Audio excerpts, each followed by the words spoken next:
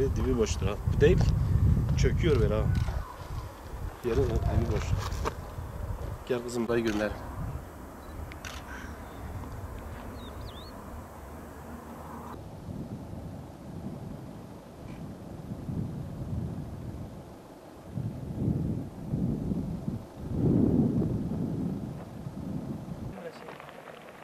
Ben sana önce anlatmıştım zaten. Ben başkanı bir göster. Kardeş, bir imkan ister.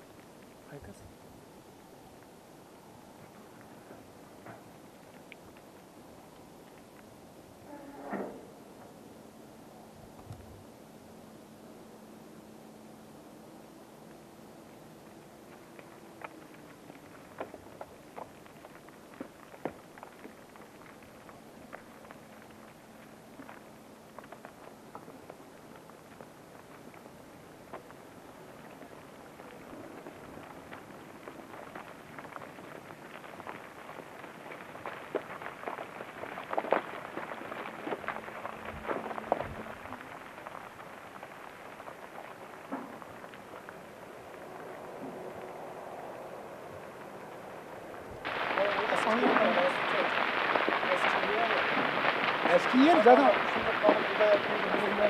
onu söyleyeyim. Onu söyleyeyim.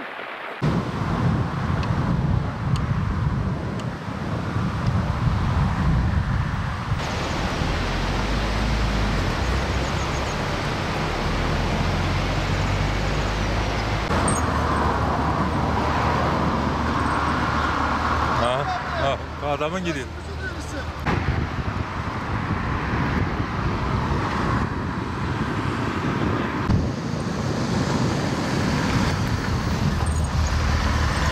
Milletvekili yanına. Vaaay diyor. Ama yapayım milletvekilinin yanında ha. Birader gülüyor. Rabbim cümlenizden razı olsun. Rabbim gecenizi hayır eylesin, gecenizi bereketli eylesin.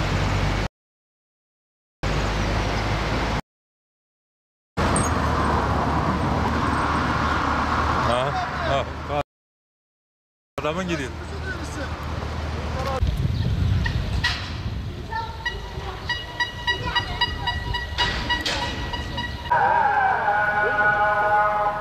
Onda torun düşük. Torun mu istemiyorsun? Birisi yaşlıydı. Bu biri de genç.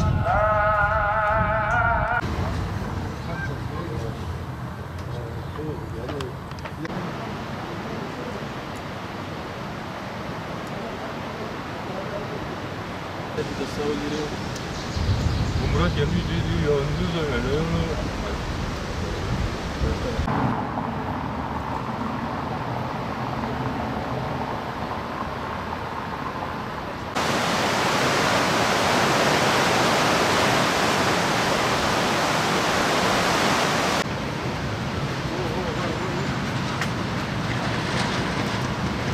Tabii burası da öne. Burası üzerine geçecek. Tamam madem biraz çek çok önemli ya.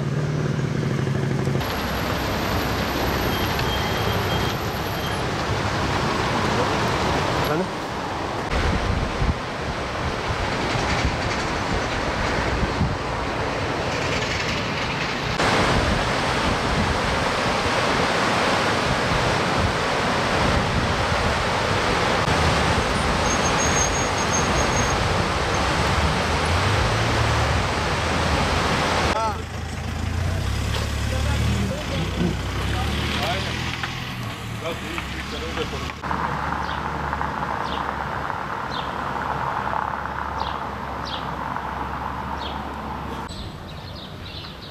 Şeysiz.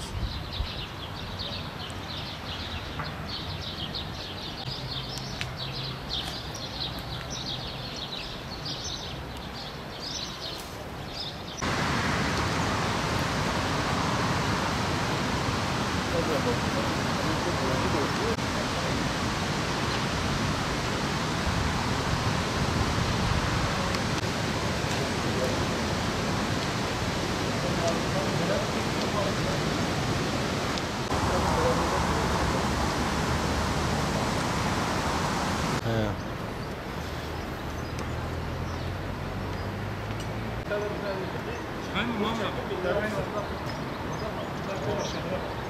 Şöyle bak. Ben 2015'in 10. ayın 5'inde bakanlığa, belediyeye, valiliğe, milletvekillerimize yazı yazdım. İlçemizde böyle bir durum var. Fabrikaya alan Yıldızlaroğlu'nu dik getirip stavizeyi tam şehrin göbeğine töküyor. Bu suçtur. 2 sefer belediye başkanından üste çıktım. Eski belediye başkanından.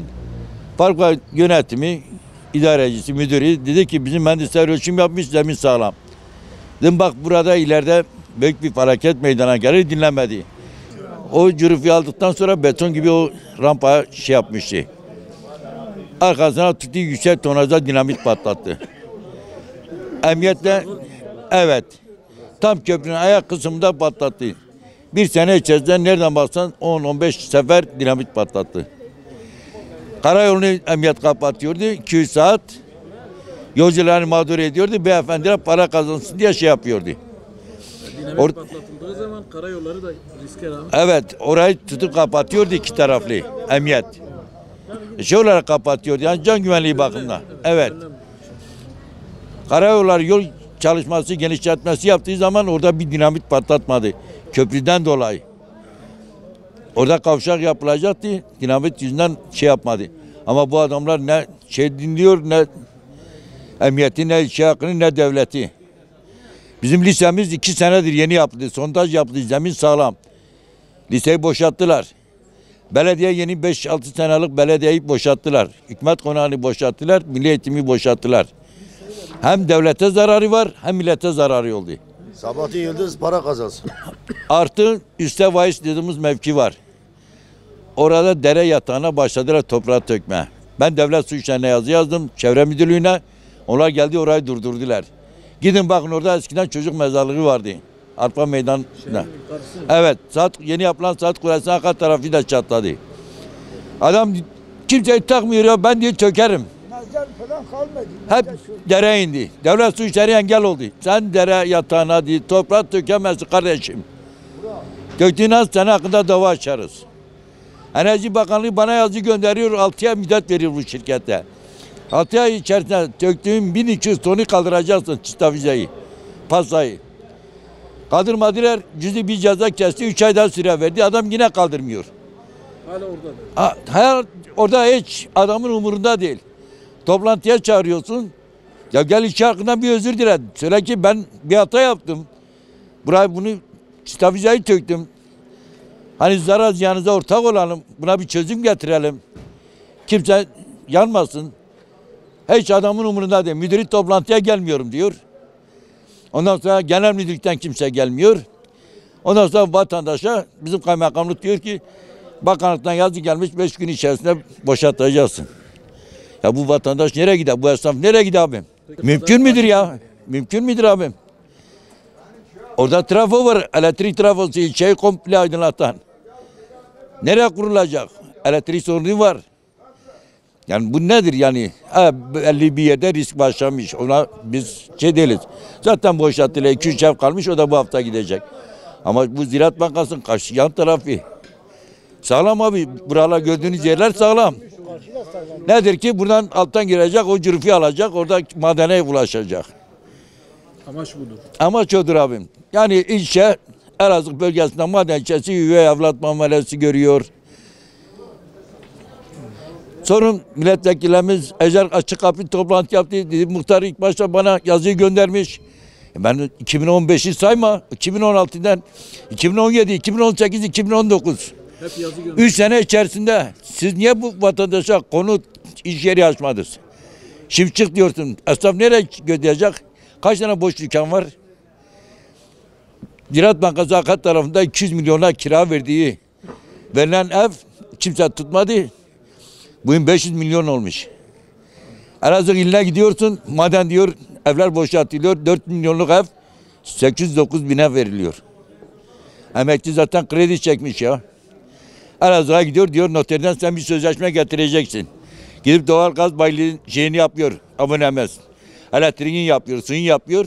Sen verdin zaten 7 milyar ona gidiyor. Evet abim, buranın esnafı gidip birbirini tanıyor, borca da alabilir, ay başına ödeyebilir. Elazığ Teknik kimi tanıyor abim ya? Ben borçluyum. Geçsem bana bir fırıncı bir esnaf bana borcu ekmek malzeme verir. Ama Yıldızlar onu diye vermiyor. Gidin kaymakamlık binasının önünde 3 tane pikap bir de traktörü bağlı. Soğuk sularda bağlıdır. Bana diyorlar işletmeyi mahkemeye ver. Ben vereyim 10 sene de değil. 50 senede bana sıra gelmez. Benim arkadaşım Heybet Uçar. Kaç senede emekli olmuş? 8-10 sene. Daha 155 milyon tek bir para almış. Tezminatı. Oraya para vermiyor, oraya vermiyor. Devletten teşvikini alıyor, yiyor. Hadi eyvallah. 10 gün çalış, 5 gün istirahat. Hani nasıl biz o zaman kurulduğu zaman ilçe hakkı o kadar sevindi ki diye işte fabrika yapılıyor, milletvekilleri geldi. 1500 tane işçi alınacak. Gelin şey yapın. Ha ne oldu? Bu konuyla ilgilenen tek bir şeydir. Gürsel Erol. Meclis gündemine de taşıdı. Metin Bey'den beraber geldiler. Gel milletvekillerimizin biz yüzünü görmedik. Daha önceden Eczer Bey geldi. Yani ne yapalım abi biz? İlçe nereye gidecek? Zaten kalan halk emekli, fakir. Öğrenciler aşağıyı İbo'ya verdiler. Düşün de ya emekli adamın cebinde para yok, oğlunun servis aracı tutsa oraya göndere. Yatılı okula. Evet aşağıda. 1 kilometre, 1,5 kilometre uzakta. Kız çocukları ana yoldan yayan gidiyor. Yanına ana yoldur. Kendini bilmeyen, içki içen bir şoför süratli gelse, o öğrencinin biri orada ölse, kimin bizim canımız yanmaz mı? İçimiz sızlanmaz mı? Adamın parası yok. Her gün gidiş geliş parası vererek ki çocuk okula gidip gelsin.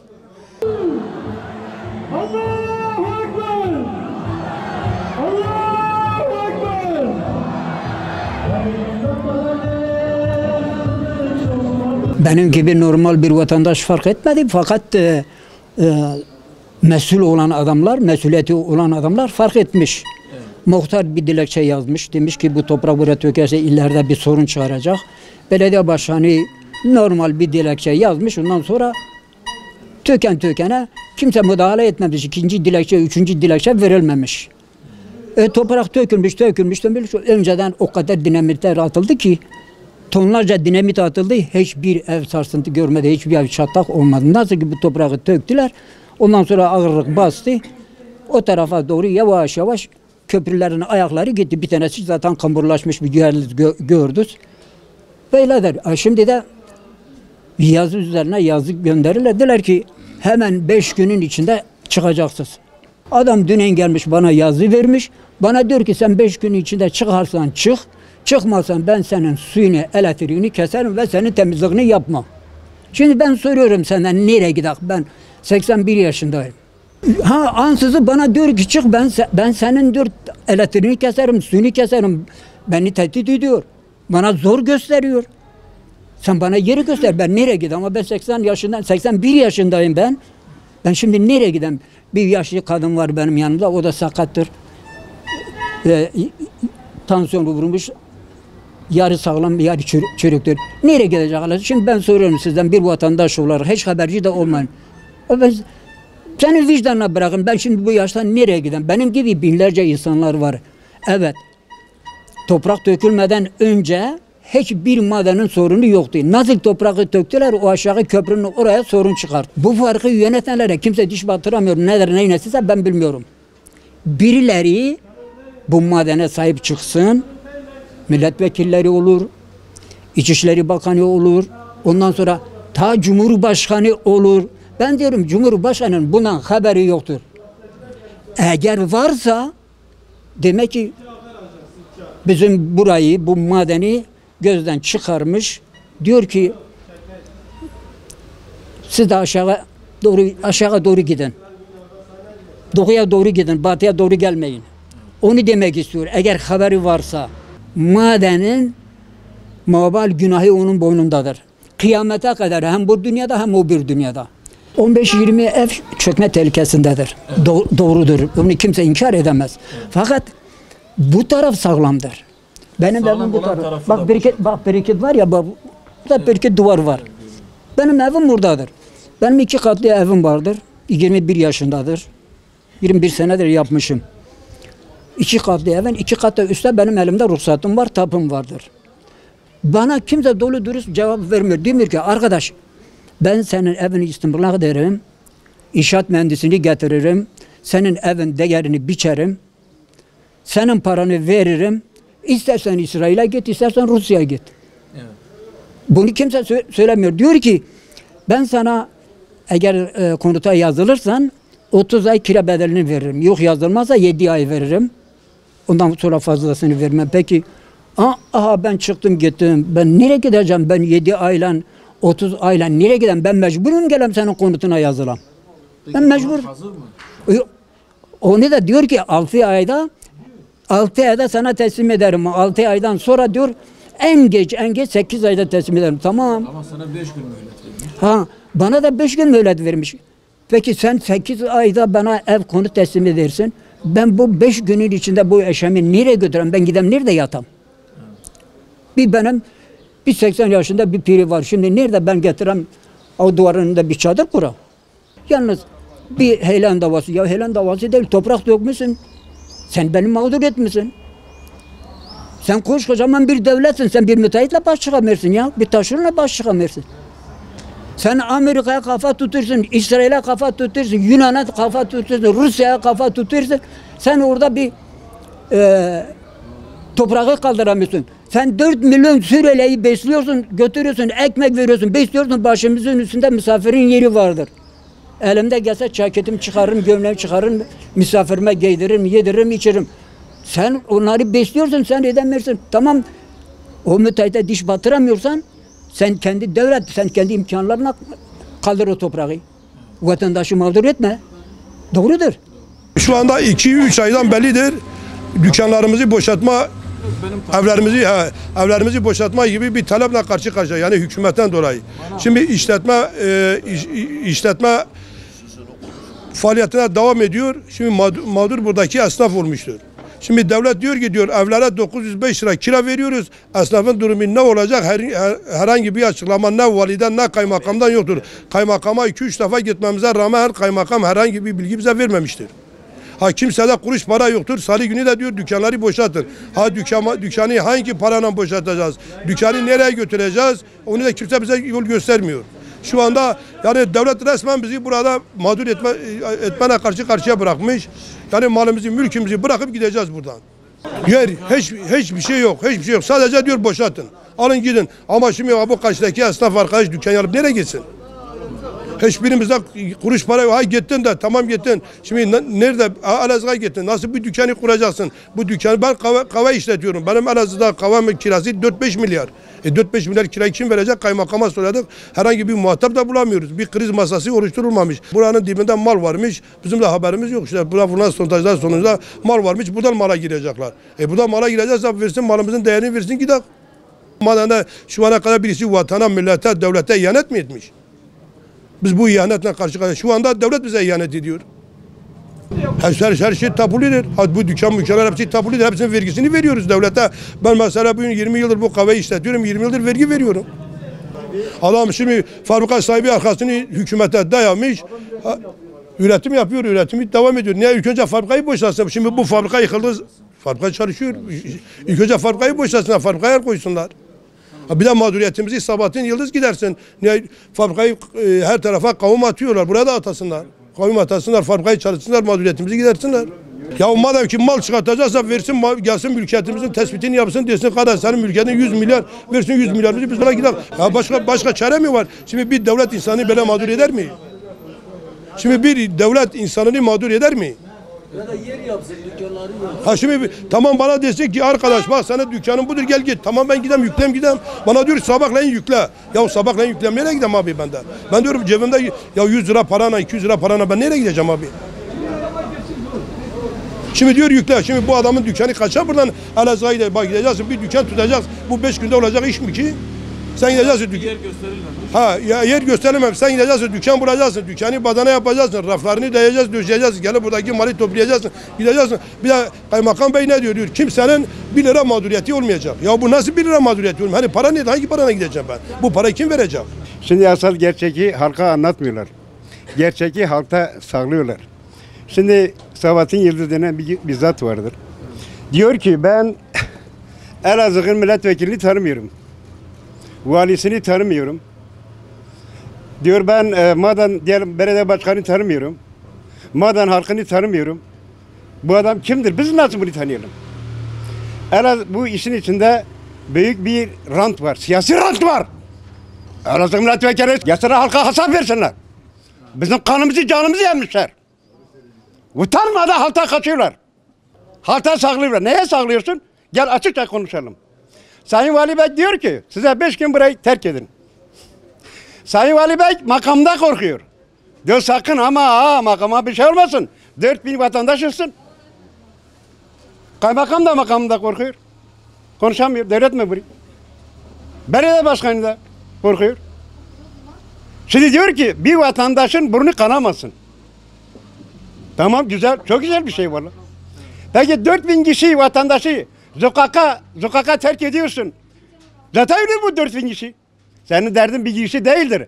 Bunların derdi rantı paylaşmaktır. Bugün şu durumda Madan işgal altındadır. Eğer AK Parti milletvekillerinde bu kadar gurur ve şeref varsa istifa edecekler. Anayasada var mı bir sosyal devlet kendi vatandaşını sokakta?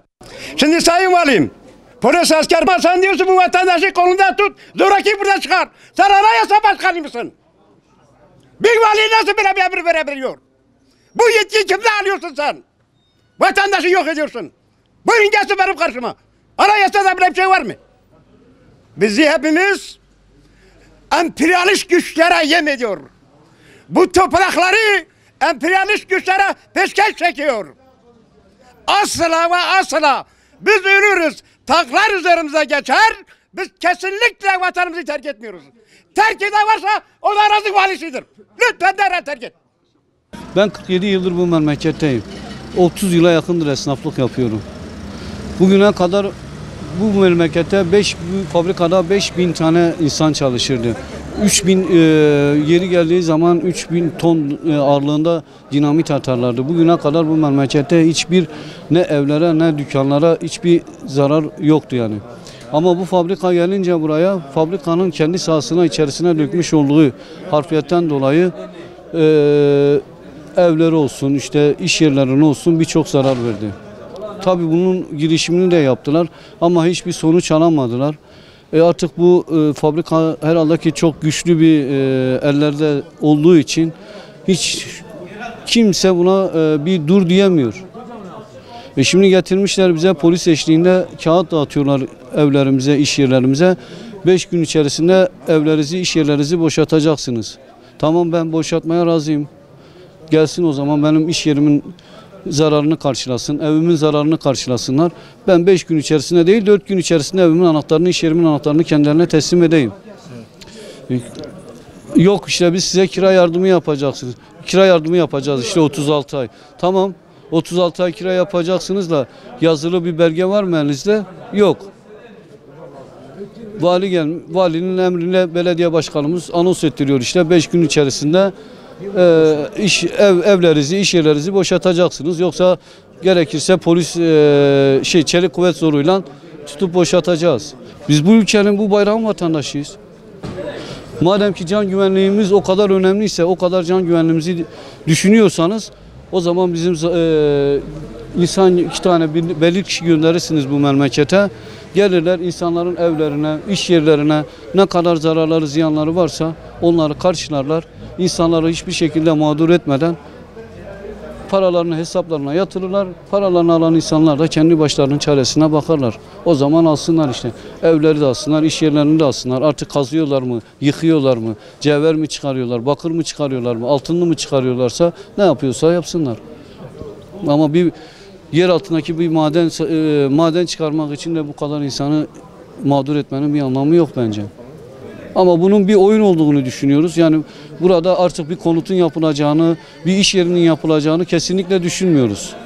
2016'dan beridir böyle bir süreç devam ediyor. Kesinlikle öyle 5 gün içerisinde veya 10 gün içerisinde, 1 yıl içerisinde yıkılacak diye bir şey, heyelan olacak diye bir şey yok ki. Risk yok. Zaten risk olan yerleri zaten insanlar boşalttılar, tahliye ettiler. Ama şimdi sen hiç risk altında olmayan yerler. Bugün tarihi bir camimiz var. Bak çarşımıza bakın yani. Burada bugüne kadar asırlardır, belki 100 yıla yakındır bu iş yerleri, bu binalar burada. Bir tarafında bir çatlak ya bir tarafında bir yıkık, bir yerinde bir kayma var mı? Yok. Ya maden halkı devletimizin madene bir el atmasını istiyoruz. Eğer devletimiz burayı boşaltmamızı istiyorsa önce gelecekler buradaki insanların, buradaki esnafların zarar ziyanını karşılayacaklar. Belli bir süre tanıyacaklar. İnsanlar da o süre içerisinde burayı terk edecekler. Ha yok biz madeni dağıtmak istemiyoruz diyorlarsa da devletin kepçesi de çok, kamyonu da çok, hederi de çoktur. Belli bir yer vardır. Girerler o sahanın içerisinde binaları, iş yerlerini tikerler. Vatandaşı güvenli bir şekilde yerlerine yerleştirirler. Ondan sonra artık burayı da ne yapıyorlarsa yapsınlar.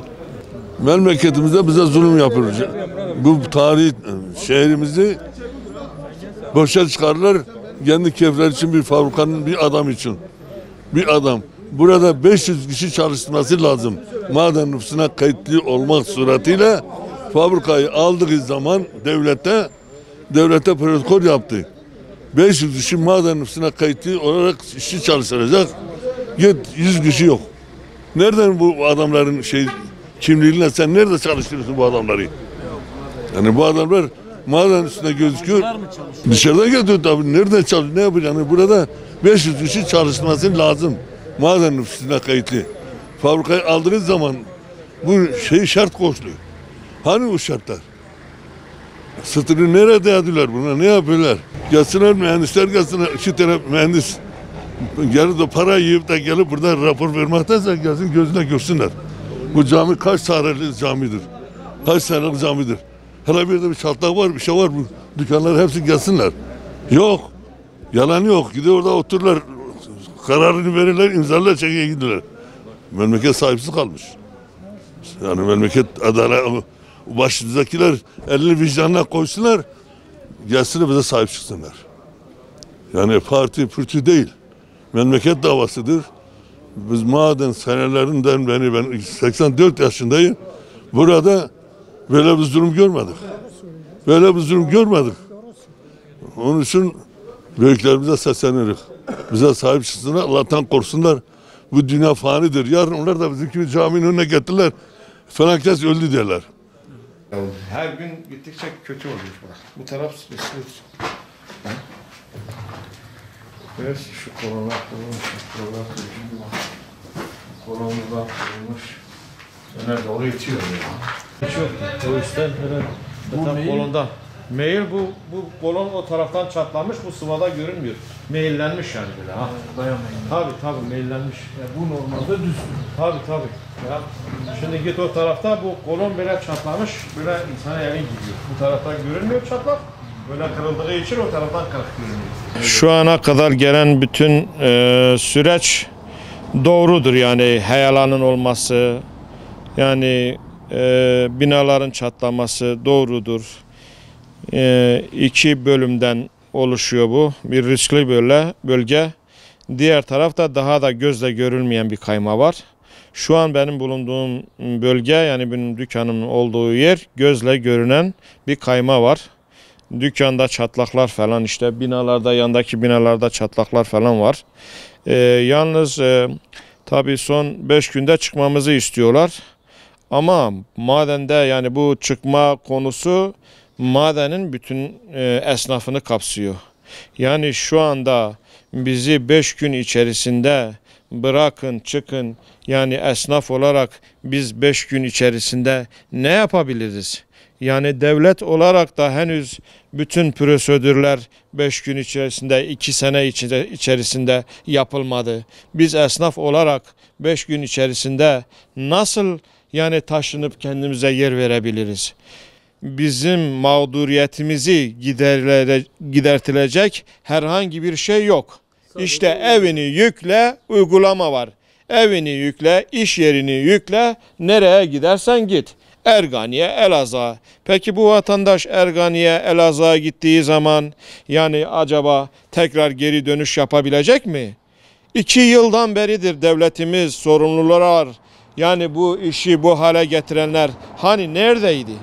Ben şu anda buradan çıktıktan sonra ben nereye gideceğim? Madenin içinde herhangi bir dükkan da yok. Yani çekip gideyim. Bir yandan işte devletimiz diyor kira yardımı falan yapılacak. Herhangi bir şey de yok yani. Somut bir şey de yok. Evler yapılacak, iş yerleri yapılacak. Henüz nerede yapılacak, hangi mevkide yapılacak, şehir içinde yapılacak veyahut da şehir dışında yapılacak. Nerede yapılacak hiç kimsenin bir bilgisi henüz yok. Yani bu konuda herhangi bir devletin bir çalışması yapılıyor da görünmüyor yani şu anda belli değil yani. Hiç vatandaşın haberi yok yani ondan. Çünkü vatandaş öncelikle iş yerlerinin nereye yapılmasını yani hangi yere yapılacağını, nerede yapılacağını o mevkinin ismini istiyor. Orada bir yani kazmanın vurulmasını istiyor. Tamam risk var bir an önce çıkalım burada kimsenin burnu kanamasın. Vatandaş tedirgin olarak bu riskli olan bölgede tedirgin olarak yani yattığı zaman da korku içinde yatıyor ve tabii ben dükkanımda çalıştığım zaman ben de korkuyla yani çalışıyorum. İcaben zaten muhakkak ki boşaltacağız yani. Burayı boşaltacağız ama yani bize biraz yardımcı olsunlar. Yani maddi olarak da yani şu an durumumuz iyi değil. Malzeme almışık, ondan sonra borcumuz var, dışarıda gelen taksitlerimiz var. Şu an hiç elimizde doğru dürüst bir yani maddi imkanımız da yok. En azından devletimiz şu anda yani acil bir durum yapacak, bir kriz masası oluşturacak. Ya şu vatandaşlara 5 lira, 10 lira veya da 20 lira neyse ilk etapta şu vatandaşlarımıza bir yardım çıkaralım yani. Çık git, hemen çık git. Nereye gidelim ya? Nasıl gidelim? Tamam gideceğiz de nasıl gideceğiz? Tabii şu anda genelde burada bulunan insanlar emekli tayfa. Fabrikada çalışıp da emekli olan insanlar. Yani adam 1,5 milyarla evi yok. Büyük şehirde gidip 1 milyar 750-800 lira nereden kira verecek? Nasıl kira verecek? Nasıl geçinecek? Yani zor durum.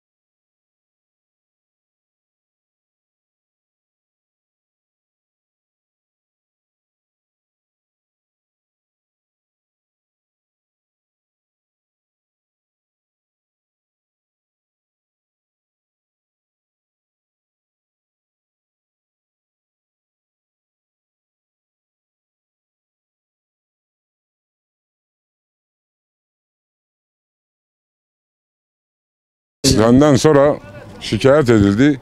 Maden dairesinin raporunda %100 suçlu fabrika. Yani maden dairesi diyor ki sen bu pasayı buraya dökemezsin. Buraya dökmüşsün suçlu sensin. Bu pasayı kaldıracaksın. 2 sefer de ceza yemiş. 3'üncüde de zaten mahkeme hakkı doğuyor insana. Ama yok. Netice yok. Gelip Çevre Bakanlığı'nda tıkanmış bu iş. Başka ne söylenir yani? Başka söylenecek bir şey yok yani ya. Ne söylerse boş yani. Adam çünkü maden dairesinin raporu var. Maden Dairesi Türkiye Cumhuriyeti'nin bir kurumu. Diyor ki sen bu pasayı buraya dökemezsin. Dökmüşsün su kanallarını, vaisin su kanallarını. Yani suya dağ dayanmaz. Sen su kanallarının önünü kapatmanın sebebi ne? Bilerek. Çünkü heyelana sebep olacak. Suyla ki bir yerden patlak verecek. İşte köprüyü görüyorsun. Tehlike orada. Memleketi boşaltıyorlar. Maden cevher de işte burayı boşaltacak. Girecek buranın dibine. Dibindeki mali alacak. Başka bir şey değil yani. Olay bu. Başka bir alternatif şey yok yani. Bunun izahı da yok. Bir rant amacı bir Yahudi oyunudur bu. Anladın? Çünkü maden işleri Türkiye'de hep Yahudilerin elindedir.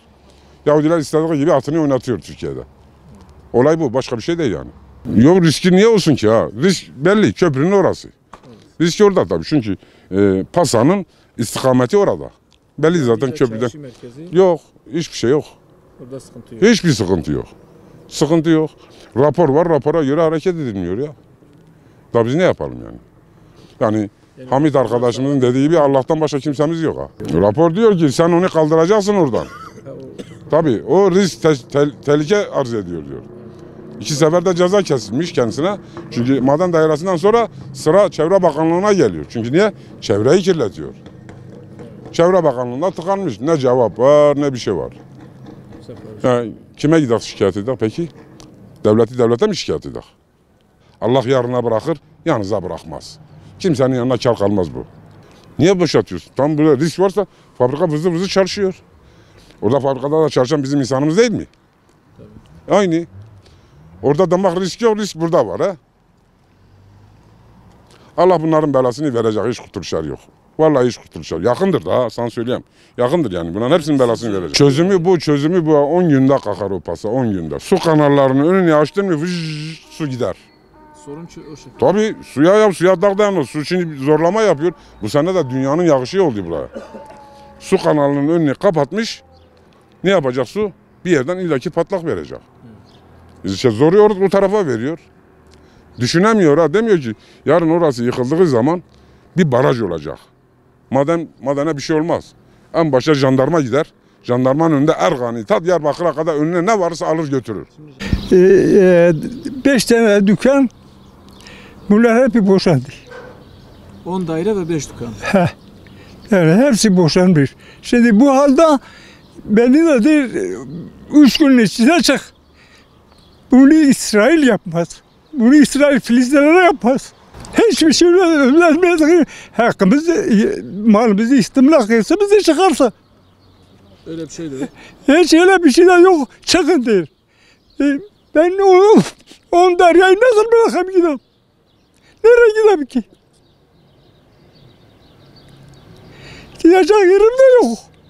Hiç kimse, hiç böyle bir kuruş, bir yardım, bir şey gelmemiş. Evimizi istimlak ederse bizi çıkarsa, istimlak etmezse bizi çıkarmaz. Hiç evimde bir çatlak, bir kaymak, hiçbir şey yok. Evim mühendis şeyine yapılmış, her şeyde yeri yerindedir.